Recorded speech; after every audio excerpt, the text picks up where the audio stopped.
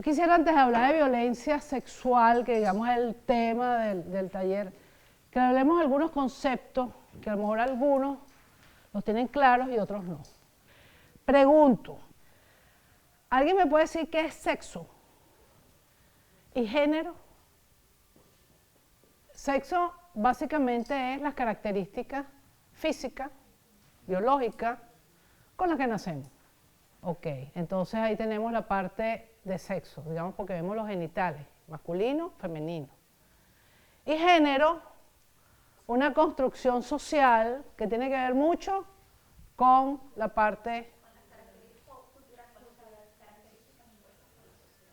Ok, sí, es una construcción que hacemos con base a nuestras características físicas con las que nacemos.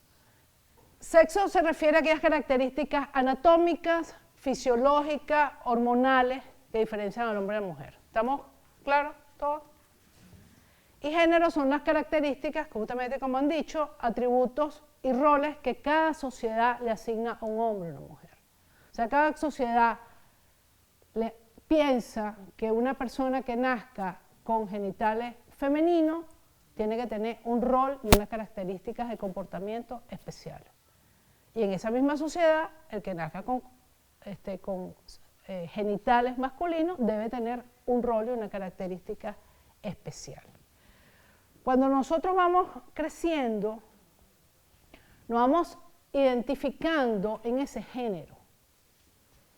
Lo primero es cuando yo voy creciendo, y sobre todo en la adolescencia, yo me identifico, me veo al espejo y digo, yo soy mujer.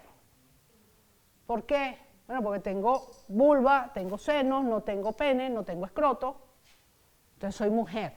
Entonces eso es mi identidad, yo soy sexo femenino, yo me identifico con mi sexo. ¿Ok? Me identifico. Puede ser que me guste o no, ese es otro problema, no lo vamos a tocar ahorita. Puede ser que me guste o no, pero yo me veo al espejo y estoy viendo una mujer. Que yo haya querido ser hombre es otra cosa, pero esa es mi identidad sexual, si es que estoy identificada con eso. Pero después viene la construcción de mi identidad de género.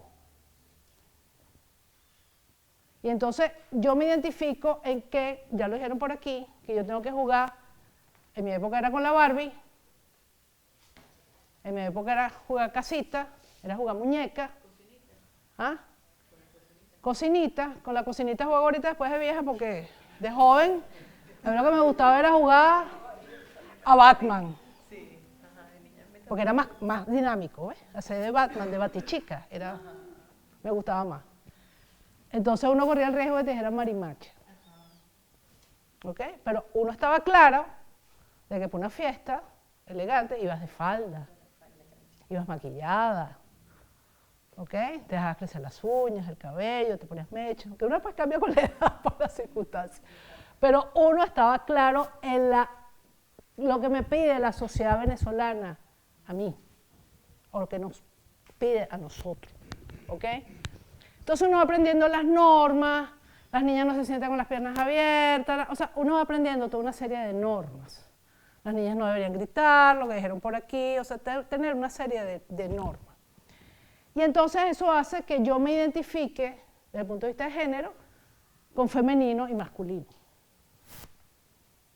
Entonces yo soy sexo femenino, identidad sexual femenina, porque estoy consciente que soy una mujer, y me identifico en mi género como femenina. Me siento bien en eso. Y acepto lo que me plantea en ese momento la cultura al respecto.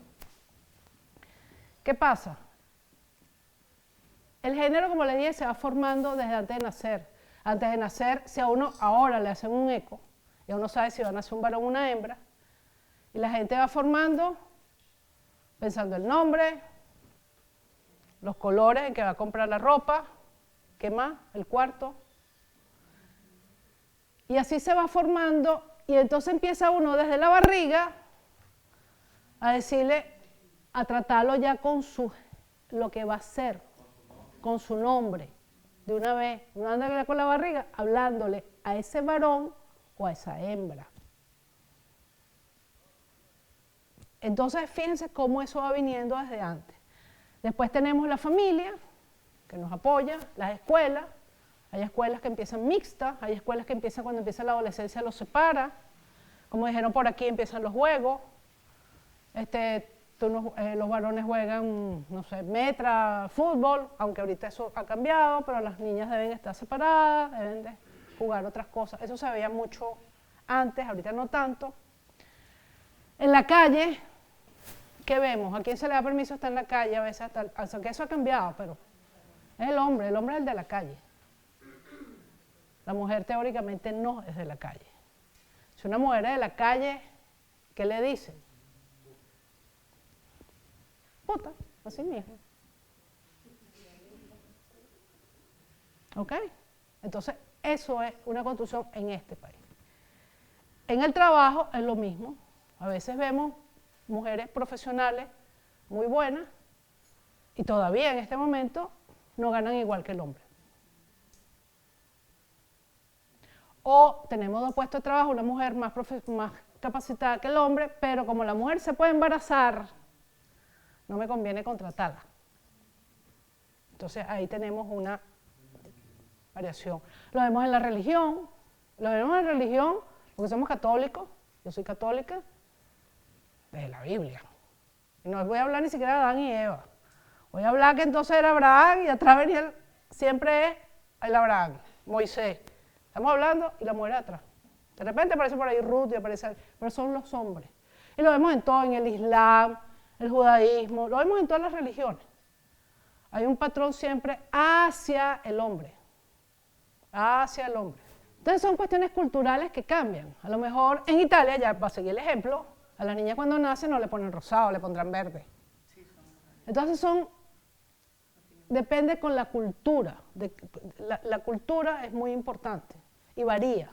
Entonces estos patrones de género varían. Tenemos unas culturas más cerradas o más dadas hacia el hombre y culturas más dadas hacia la mujer, como acaba de decir el amigo, de las gitanas, por ejemplo.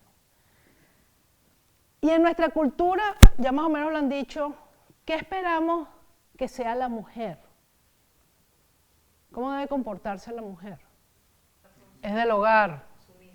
Sumisa. Bonita, arreglada, suave. ¿Qué me faltó que me dice? Obediente. ¿Y del hombre qué esperamos? Proveedor, que trabaje. Fuerte. Socialmente incluso se espera que sea mujeriego, porque en el vocabulario, en el común, se escucha mucho decir, no, es que se justifica mucho que el hombre sea proveedor. El hombre es de la calle. El hombre es en todo caso el que provee. Al niño de pequeño le dice, ¿y para quién es eso? Para todas las muchachas. Entonces de ahí empiezan. Fíjate cómo va a cambiar, fíjate cómo tú vas haciendo toda una estructura de conducta en la población, por lo menos en nuestro medio. Entonces eso va haciendo que tú vayas creciendo y te vayas identificando con lo que quieren de mi medio. Entonces yo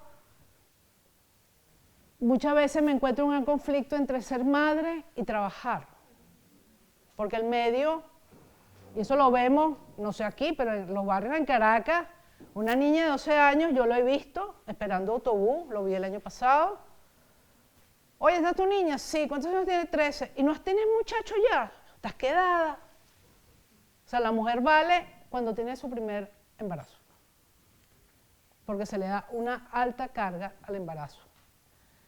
Que dependa de un hombre, de que no tome iniciativa, como dice, que sea pasiva, de que sea propia de la naturaleza y que se le niegue incluso el deseo o el placer sexual.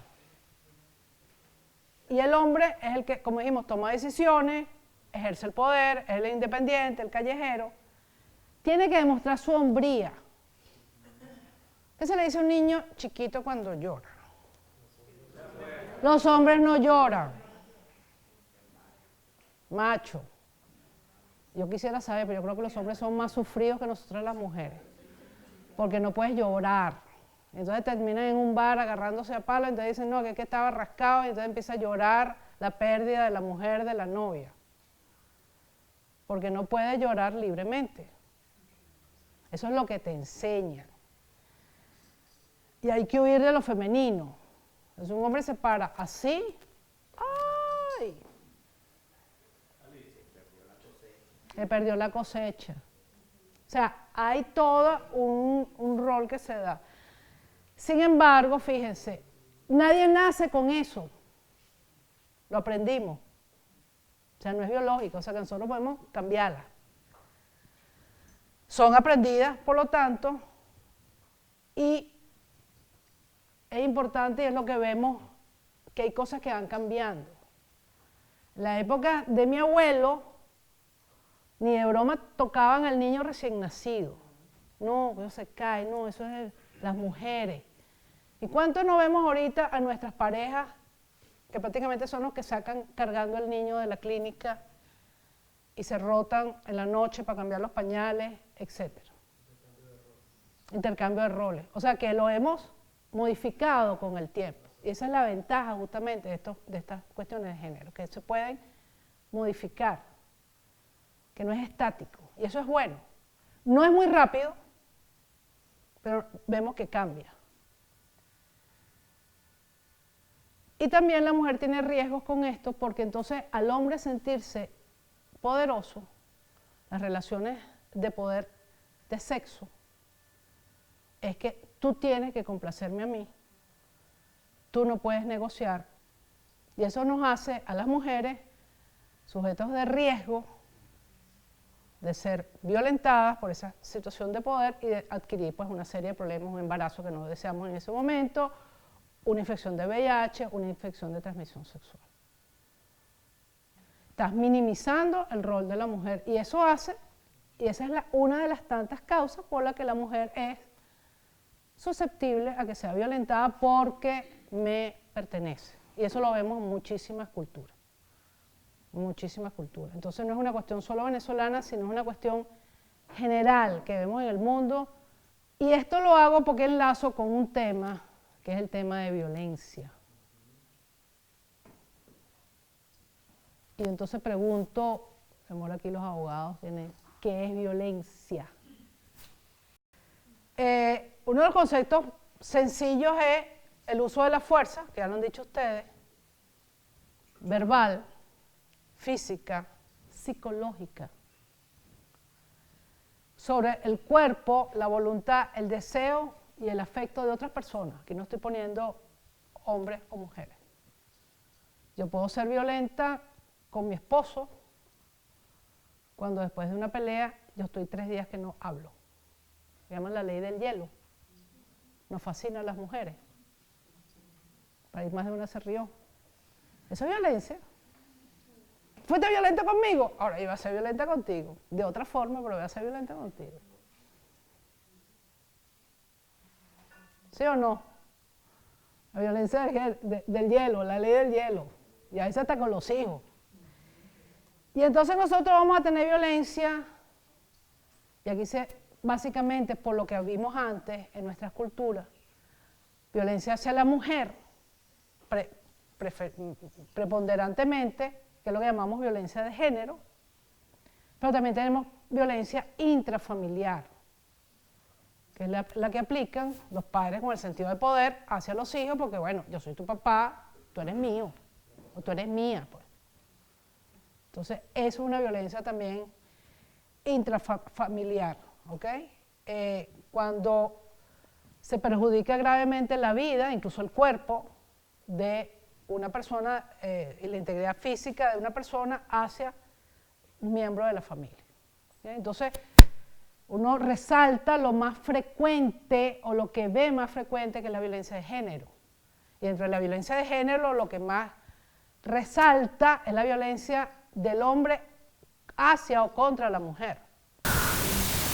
Eso es algo que hay que saber. Nosotros tenemos que, y le voy a dar el término que uso mucho justamente, al MUR justamente, lo llaman el LASC, que es un comité interagencial que trabaja sobre todos los temas estos de apoyo, de migraciones y de emergencia, en que ellos ponen, la tenía aquí para que ustedes lo vieran, violencia de género, y voy a mandarles después no sé, tengo las diapositivas, que eso va a estar en la clase, pero para que tengan las diapositivas. Es el término que todo acto perpetrado contra la voluntad de la persona, que está basado en las diferencias entre hombres y mujeres. Eso es básicamente lo que es violencia de género, y comprende actos de daño físico, sexual, psicológico, amenazas, coacción, privación de libertad. Fíjense, ustedes me están diciendo hasta coacción. O sea, no, tú no vas a salir cuando vienes y te trancan las puertas de la casa. Ahí no le pegué, no le puse un dedo encima. Eso es violencia. Y por supuesto, como esto es, como les digo, mundial, ha habido cualquier cantidad de muchísimas convenciones, incluso acuerdos suscritos, el país tiene una serie de acuerdos suscritos, de convenciones para eliminar justamente todo lo que tiene que ver la parte de la erradicación de la violencia hacia la mujer y el respeto hacia la mujer, justamente. Cuando nosotros hablamos de violencia, hablamos de varios tipos de violencia, y ya los hemos nombrado. ¿Cuáles serían los tipos de violencia que ustedes conocen? ¿De algún ejemplo? Física, psicológica,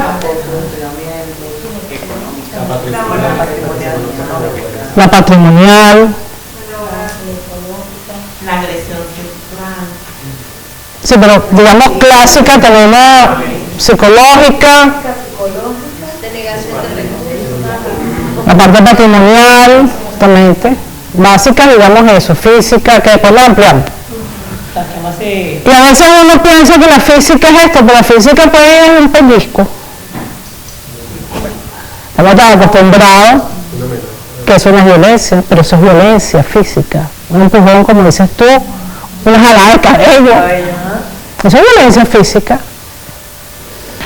O esa violencia psicológica que a veces no nos damos cuenta, que a veces incluso desde el noviazgo no nos damos cuenta porque es que me quiere tanto. Pero no te pongas esa falda para salir conmigo, porque no me gusta que te vistas así, o que gorda te ves cuando te pones eso. No se lo vemos incluso en el noviazgo, pero ay, es que me quiere tanto, que eso no es violencia, pareciera. Eso es todo un tema, la violencia en el noviazgo es todo un tema.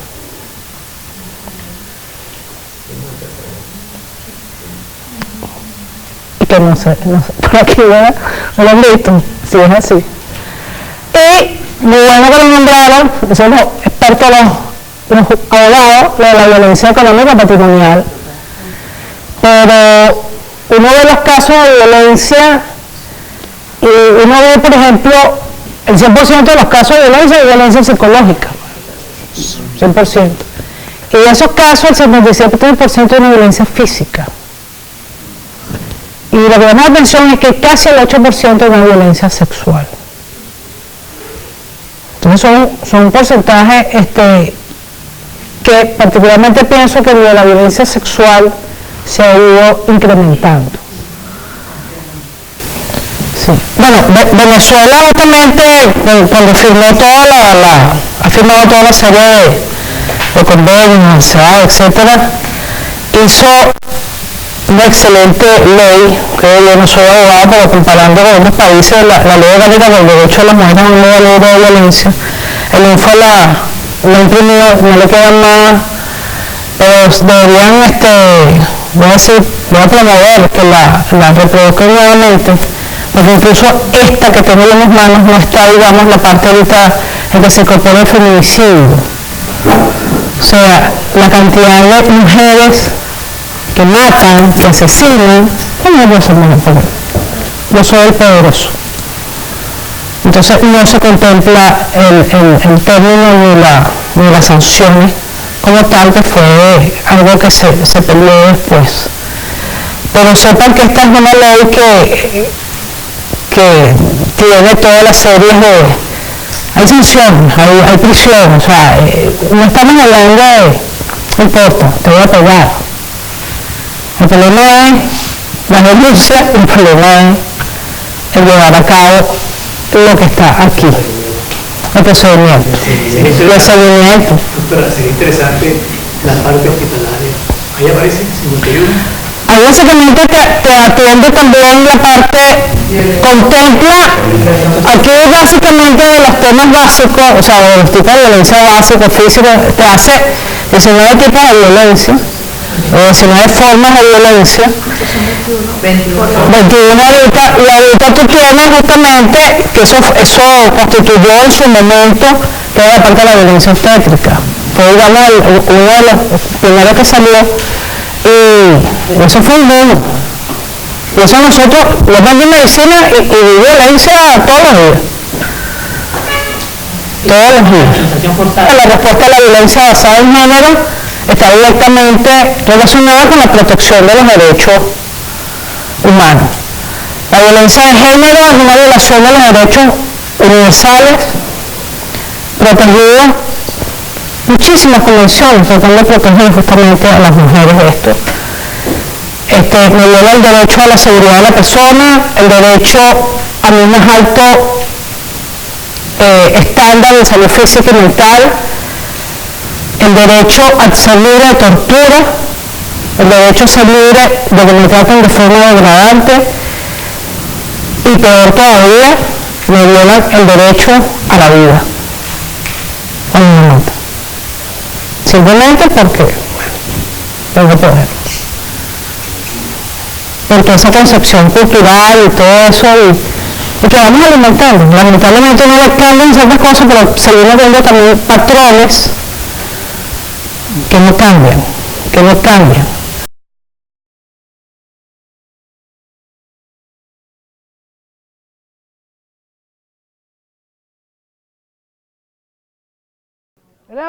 Les voy a leer, lástima que no tenemos el apoyo, yo me voy por los objetivos, lo que dice la Organización Mundial de la Salud, punto.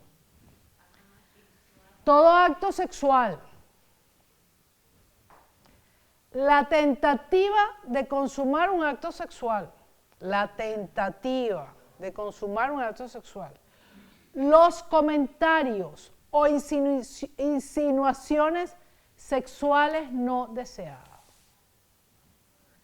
o las acciones para comercializar o utilizar de cualquier otro modo la sexualidad de una persona mediante coacción por otra persona, independientemente de la relación con la víctima en cualquier ámbito, incluido el hogar y el lugar del trabajo. Fíjense una cosa, a nivel, esto es prácticamente latinoamericano, 1 de cada 3 mujeres, una cifra altísima, esto es casi mundial, sobre todo en los países latinoamericanos se ha visto. 1 de cada 3 mujeres en todo el mundo ha experimentado violencia física y o sexual. Si hay la violación en el matrimonio, volvemos a lo mismo. No, que es mi pareja, y si no quiere esa noche, y la fuerza, es una violación, por más casados que estén. O en cita amorosa, violación, por supuesto, por desconocidos o por conocidos. Insinuaciones sexuales no deseadas, e incluso aquí entra en el término de acoso sexual, incluso en escuela, en lugares de trabajo. ¿Okay? Después les comento algo. La violación sistemática, la esclavitud sexual que se está viendo mucho justamente con las muchachas que migran, se está viendo mucho incluso en Cúcuta, por ejemplo, por hablar algo cercano a esta zona, de niñas, eso.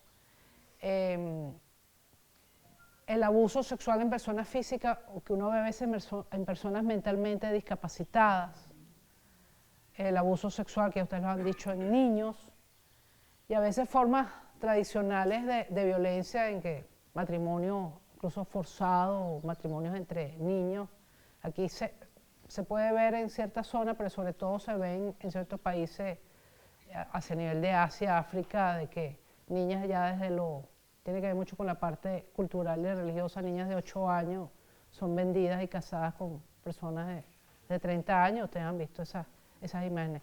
todo eso es violencia sexual. Ahora bien, en una situación de desastre, de crisis, todo esto se incrementa. Eso está demostrado toda la vida. Conflictos armados.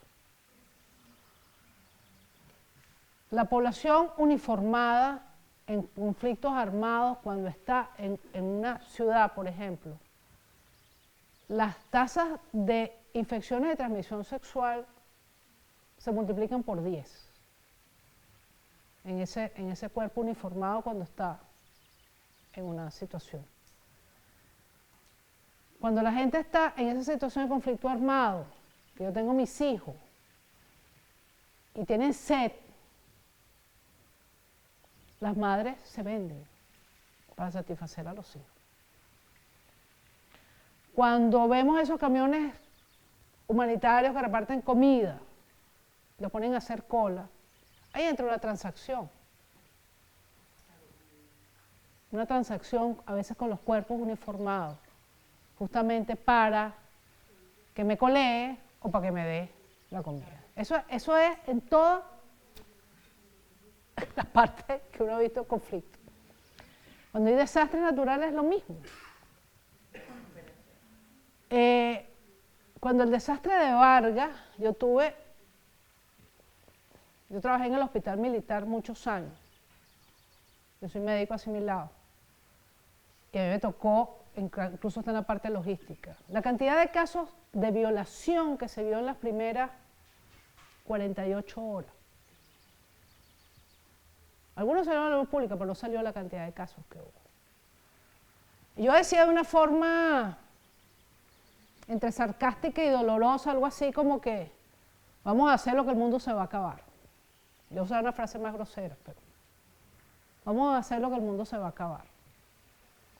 Pero es que eso pasa cuando usted empieza a leer y a ahondar en emergencia, en tragedia, terremoto de Haití, busquen. Eso es una conducta. Y nosotros estamos ahorita, no hay un desastre natural, pero estamos en una condición, en un conflicto que no es armado, pero estamos en un conflicto parecido. Estamos teniendo lo que pasa a veces en las guerras, que es movilidad. Bien sea pendular, pero tenemos movilización humana. Para allá y para acá, pero tenemos movilización. Y eso se ve en las guerras. La gente sale de las sitios porque, bueno, me están tirando bombas.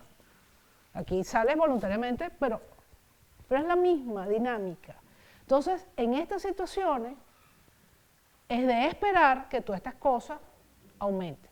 Pues no tenemos una cifra de base. Lamentablemente, como muchas cosas que pasan aquí, que no hay base, no hay data. Pero lo poco que veíamos, la experiencia aquí de los doctores, ahorita multiplícala por 10. Porque es lo esperado, lamentablemente. O sea, sin poner nada cultural ni nada, es lo que se ve. Un estudio que hizo incluso el CEPAL dice que el 5%, que solamente el 5% de las víctimas que fueron sujetos de violencia, lo notificaron. Solamente el 5%, en todo un estudio en la región latinoamericana. Y por supuesto, sobre todo las mujeres no lo hacen porque o no hay un sistema de apoyo adecuado. Por vergüenza, lo que contaba el autor, que lo están llamando, quiero hablar contigo a solas y no, tú sabes, para no decirte las cosas, porque hay temor a represalias, si lo dices, te mato, o el riesgo de sentirse culpable, ¿no?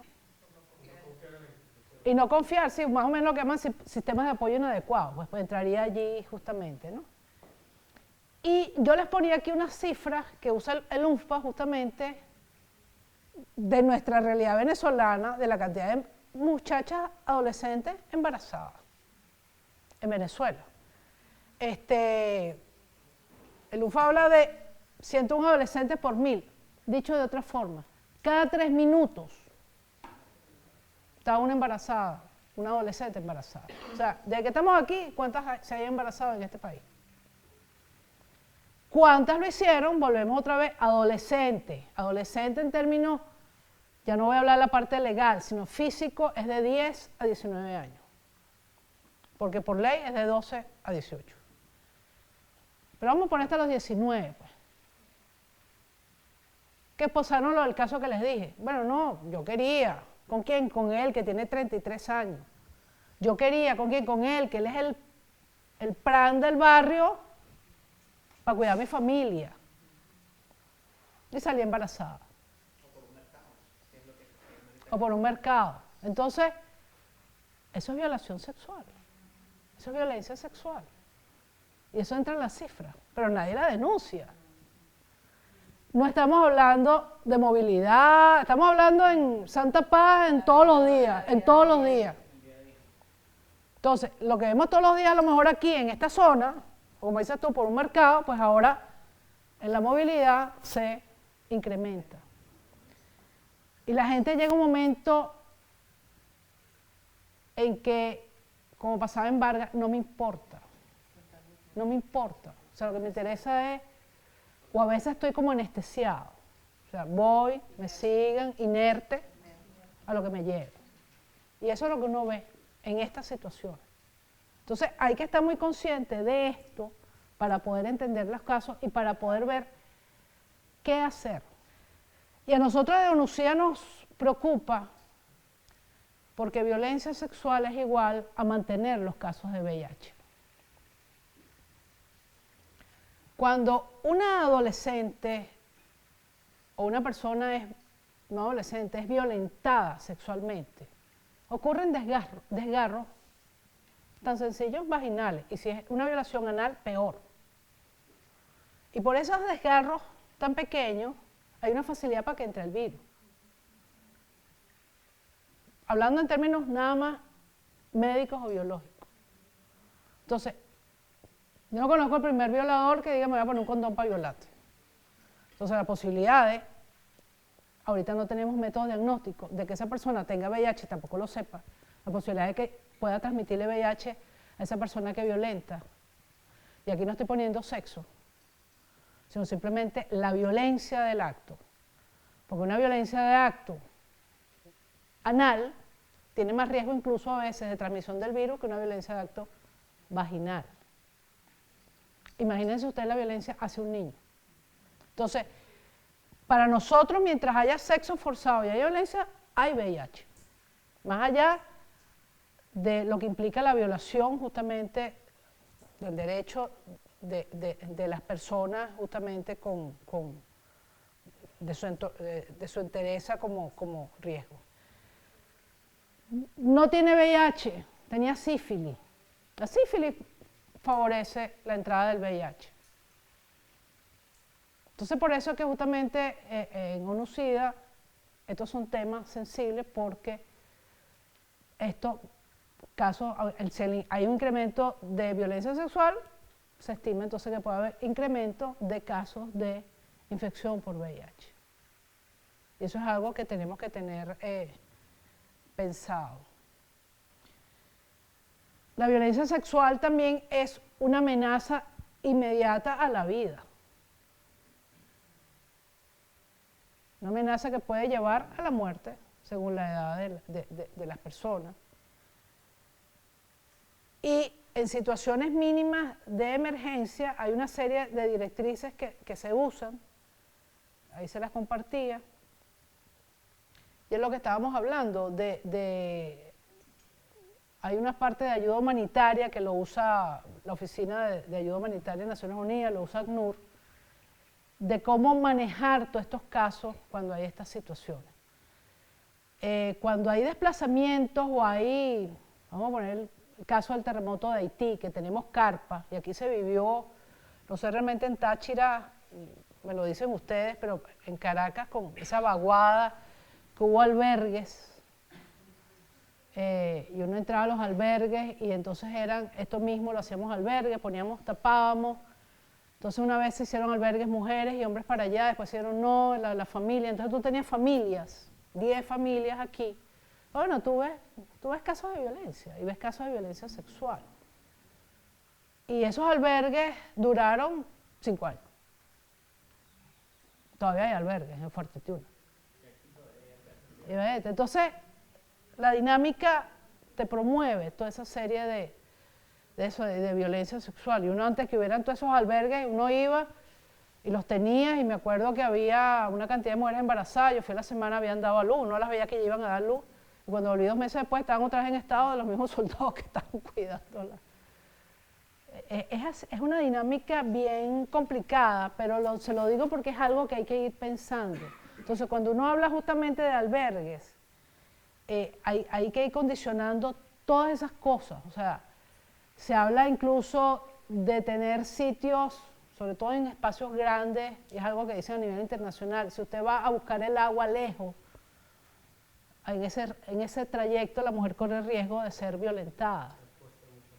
Si usted tiene una población básicamente de hombres que de mujeres, entonces se han sacado una serie de porcentajes que hay que considerar, sitios oscuros, entonces toda la parte, digamos, de protección que hay que poner en esas situaciones, que no es solamente protección a la persona, sino protección a los sitios donde van a estar las personas. Sé que ahorita hay casas, incluso sé que hay Cáritas, etcétera, que tienen casas de abrigo o que puedan estar momentáneamente en la movilización. Es una casa que tiene que estar iluminada, que tiene que tener un baño cerca, o sea que hay que tener toda una estructura para que cuando esa gente que está allí reposando no vaya al baño, no sea objeto de una violencia. ¿Qué es lo que tengo yo que tratar a una persona que sea objeto de violencia sexual? Te está hablando, tengo un problema, te está pidiendo confidencialidad. Y te lo está pidiendo porque sabe que tú no vas a pararte y vas a decir, tú sabes que fulanita, la esposa de no. Confidencialidad. La gente tiene que sentir que está confiada, sentir que la respetas, sentir que la proteges. ¿Ok? Y a veces puede ser protección desde la cuestión de seguridad jurídica hasta sentirse protegida aunque no la toques y sentir que no es discriminada. Son los 4 principios: protección, confidencialidad, respeto y no discriminación. Esa es la forma de trato, que es como deberíamos tratar todos, pero en este caso hay que ser exagerados en eso. Es importante, hay que ser exagerados en eso. Y una violencia sexual hay que abordarla de 4 formas: de la parte de salud o de atención médica, de la parte psicosocial, de la parte de seguridad y protección y de la parte legal. Eso es fundamental. Salud, psicosocial, seguridad y protección y legal y justicia. Eso es fundamental. Esos son principios rectores y entonces sobre eso, sobre todo en las organizaciones, tenemos que hacer coordinaciones. Coordinación en eso y que se conozca. Una de las cosas que ustedes dijeron, y es algo importante en cualquier momento, es escuchar a la persona. Hay que escucharla y no se puede censurar, sino escuchar y comprender. Escuchar, dejarla hablar. Una de las cosas que hay que preguntar es si quiere hacer la denuncia. ¿Okay? Hay que respetarlo, puedes orientarla, pero eso es uno de los términos que se pide. Muchos no quieren por ese trámite, como decías tú, de que esta es la puerta, no que es el otro, que vuelva a pasar por el otro. Entonces eso es repasar la situación violenta sufrida. Sin embargo, el profesional de la salud sí está obligado a denunciar los casos de salud sexual que atienda. Sí está obligado. Y la denuncia tiene que presentarlo en los órganos competentes, CICPC, antes de las 48 horas de la violación. Yo la tenía aquí. Hay una norma de atención integral de salud sexual y reproductiva del Ministerio de Salud que se hizo en el 2003 y después se volvió a imprimir en el 13. Que amor, el UNFA no tenía sino como 4 que le quedaban, pero es importante que la conozcan, sobre todo los que trabajan en el área de salud. La norma, nombre exacto es Norma Oficial para la Atención Integral de la Salud Sexual y Reproductiva. Esa antes estaba en la página del ministerio, pero cada vez que llegan autoridades nuevas, pues cambian la página, pero si ustedes se meten en el internet la consiguen. Y allá hay capítulos específicos para abuso y violación sexual. Incluso habla hasta de la esterilización forzada, etc. Y aquí, esa parte de denuncia, yo le pregunto a los jurídicos, a los que están aquí, dice, la denuncia de violencia sexual debe ser formulada de forma oral o escrita, con la asistencia de un abogado o sin ella, en cualquiera de los siguientes organismos: juzgados de paz y familia, juzgados de primera instancia de lo penal, prefecturas, órganos de policía, Ministerio Público, CICPC. Lo ideal, si uno va, sobre todo en el caso de adultos, por ejemplo, en el de niños, como ustedes decían, tiene que estar el familiar. En el caso de la mujer, lo ideal sería que fuera examinada o que hubiera, si es una mujer, que fuera examinada por una mujer o que hubiera también una enfermera en el sitio, ¿ok? Que el sitio tenga privacidad, que no tenga cada rato abriendo la cortinita, así que hay cortinita, y confidencialidad.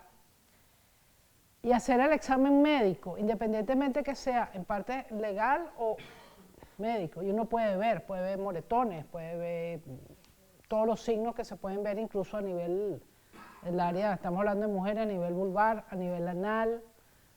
Lo ideal sería en casos agudos tomar, por ejemplo, todas las muestras que se pudieran hacer mínimo, a ver si hay, incluso poner un espéculo, a ver si hay, se ve semen y tomar muestras. Pues ese es lo que debería hacerse, tomar las muestras suficientes. Y siempre explicándole a la persona lo que se va a hacer. Mira, voy a hacer esto, te voy a tocar, voy a tomarte la atención, voy a ver si tienes morado, voy a revisarte la boca, que a veces se olvida, que hay a veces abuso y lesiones en boca, puede haber incluso en los carrillos semen. Te voy a poner un espéculo, o sea, explicar. Un espéculo básicamente con agua, una sustancia que no me vaya a alterar si hay semen, por ejemplo, y explicar. Y tomarse su tiempo con la persona. Volvemos a lo que decimos, respeto de la persona, no discriminarla. Porque está pasando por todo un proceso violento de crisis, que si es la primera vez puede estar, pero incluso uno dice, no, bueno, has pasado reiteradamente, la parte psicológica, después la hablamos, es constantemente el apoyo. Evidentemente, si tenemos las pruebas, que es lo ideal, debería hacerse una prueba, si es una mujer en edad fértil, hacer la prueba de embarazo, ¿ok? Deberíamos hacer una prueba de VIH para saber que no esté infectada previamente y que no lo sepa. Como le dije, a nivel físico, esa persona está en riesgo al ser violada, de quedar embarazada o de adquirir una infección por VIH o tener una infección de transmisión sexual. Las pruebas de VIH, igual que pasa cuando uno tiene un accidente laboral con una persona con VIH, poniendo, no sé, una vía y uno se pincha, uno tiene que hacer la prueba en el momento cero, que en este caso sería en el momento que nos llega la víctima, y debería hacerla después, mes y medio, no tenemos, pero por lo menos mínimo los 3 meses, por lo menos. Y debería repetirse a los 6 meses. Normalmente, si va a quedar en estado de allí, ya a los 3 meses ya uno ve que está embarazada. Pero en el caso de una persona que no esté en edad fértil, hablando de una señora de 60, 70 años, que tiene más riesgo porque a ese nivel hay mucha, digamos, resequedad en el área vulvar, entonces el riesgo va a ser peor. No vamos a ver, no voy a repetir más las pruebas, pero vamos a tener el riesgo justamente que nos quede, que esté infectada. Entonces hay que hacer a los 0, a los 3 meses, a los 6 meses. Y en la mujer en edad reproductiva también, pues, y si está en estado, pues para saber que no esté infectando al niño. Y esos son los momentos en que uno puede dar profilaxia. Se habla siempre que la profilaxia puede ser a 72 horas. Si vemos que la mujer no está en estado, pudiéramos dar una profilaxia para que no quede en estado. Se habla hasta de 72 horas. También se habla de 72 horas para el VIH. La experiencia a nivel de medicamentos es que mientras más rápido yo los dé, más efectivos son. Entonces, si hago una prueba de embarazo, es negativa, más o menos por el interrogatorio, con toda la confidencialidad y la confianza, uno se da cuenta que a lo mejor la mujer puede está usando pastillas o esto tiene un DIU, o sea, cosa que nos asegura que no va a quedar en estado, no hay problema. Pero si tenemos la duda, podemos darle la pastilla del día siguiente, que según la presentación vienen o 2 pastillas o viene una pastilla que trae la misma dosis. Eso nos va a evitar el embarazo y está demostrada, esta pastilla se conocía antes como Postinor, hay otro nombre, Estrel, que mientras más rápido se dé es más efectivo. La prevención para VIH hay que darla siempre y hay que darla siempre incluso en los niños. Y mientras más rápido se dé, se comience el esquema mejor. Normalmente se da un esquema de 28 días, aunque realmente los frascos dan para 30, se dan 30 días. Los esquemas de tratamiento. Y uno dice, bueno, la mujer está con un problema de violentada, le doy una pastilla para el embarazo, ahora va a tomar las pastillas de VIH, que son 2 veces al día, por un mes. Puede uno contemporizar con protección gástrica, pues dar un poquito después, no inmediatamente en el mismo momento, sino una semana después o algo que se estabilice la cosa. Se estabilicen las pastillas para prevención de infecciones de transmisión sexual. Pero los libros dicen de las todas juntas. Lo que pasa es que también a veces hay que ponerse en el papel de la tolerancia de la persona que viene con toda esa carga psicológica. Eso por esa parte. Lo ideal sería tener consejería, consentimiento informado de todo eso.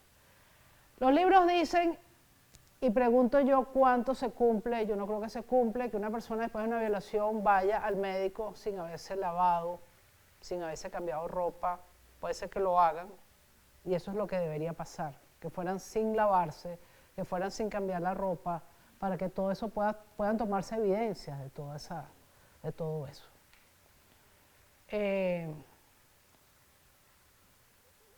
Y se le aconseja a la víctima que trate de recordar la persona para la denuncia, pero es un poco complejo con todo lo que estás diciendo de los acosos, me recuerdo, pero no lo puedo decir.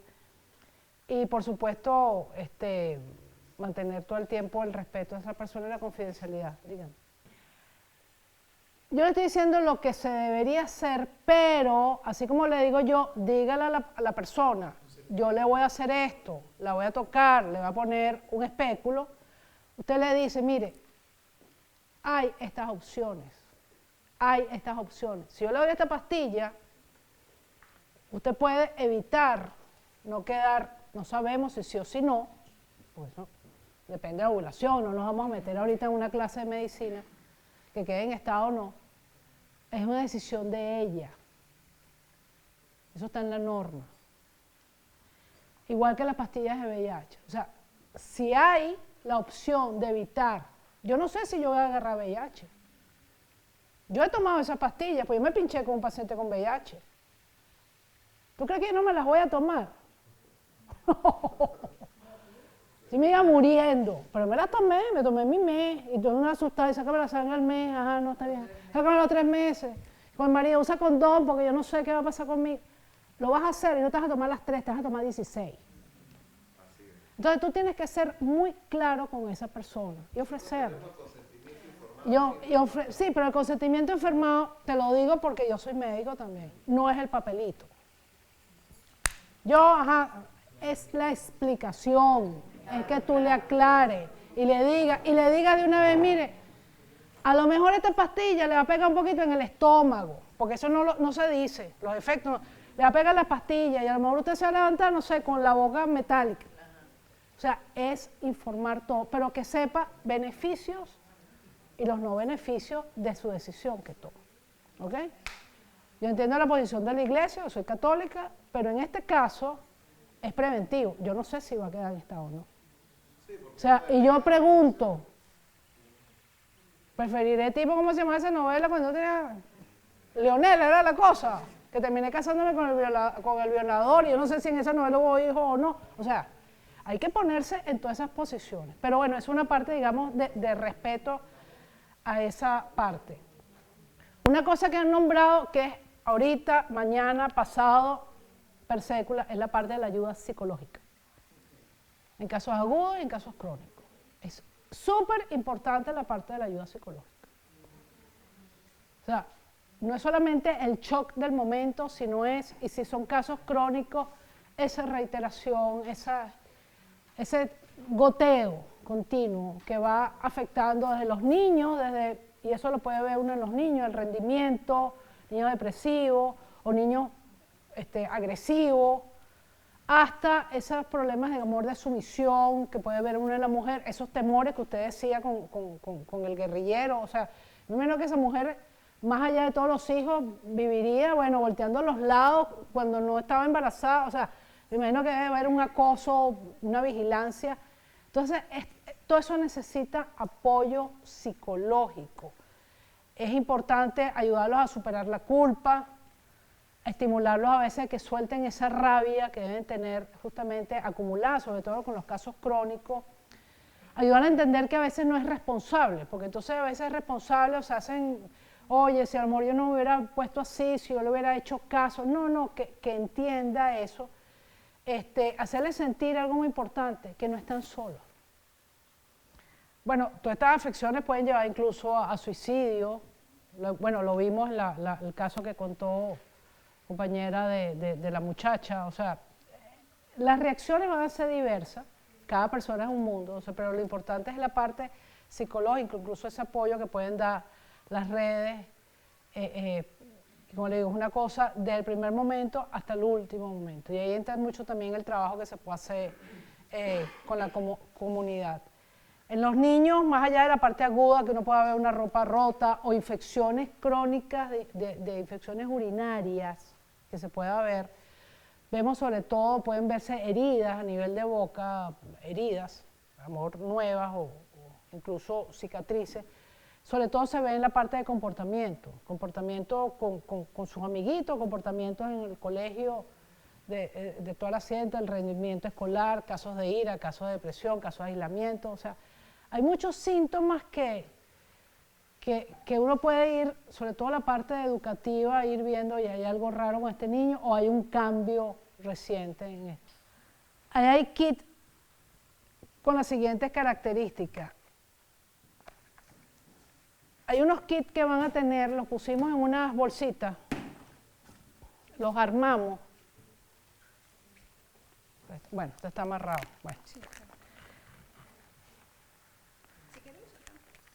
¿Tienes más tape ahí? Sí. Que tener las grandes.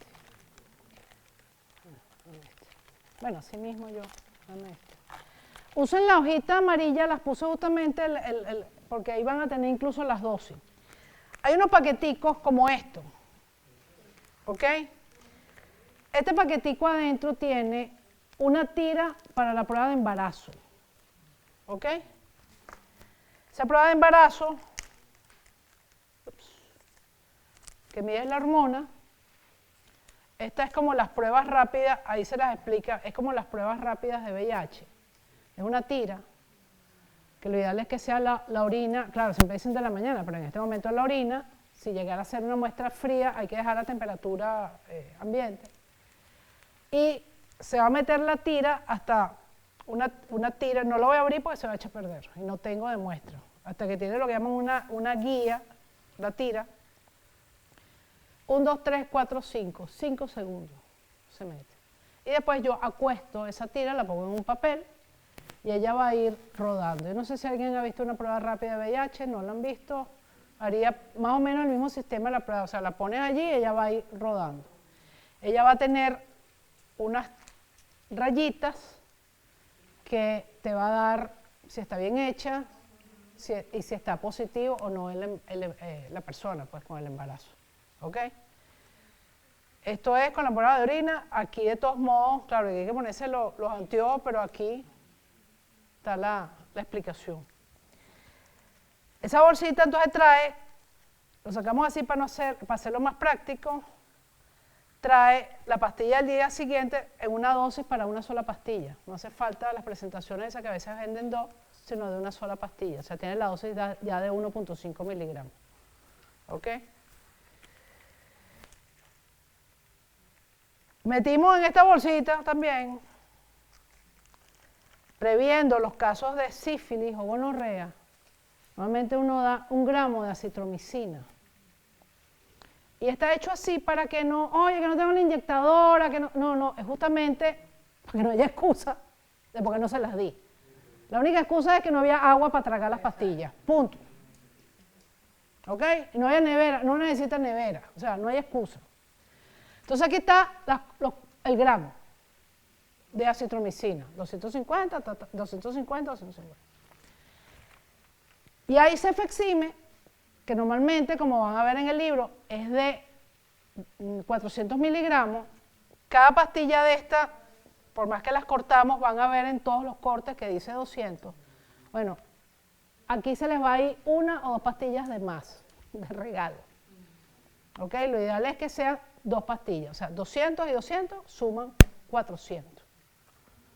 Por eso que les digo que sigan la ficha. No, son dosis de una vez y listo. Dosis tantas y listo. Un solo dolor. El problema es que cuando te meten un dolor de no sé cuántas pastillas un solo día, tú dices, bueno, pero bueno, es un solo dolor. Esa es la idea, que sea algo práctico. Después tenemos estas dos.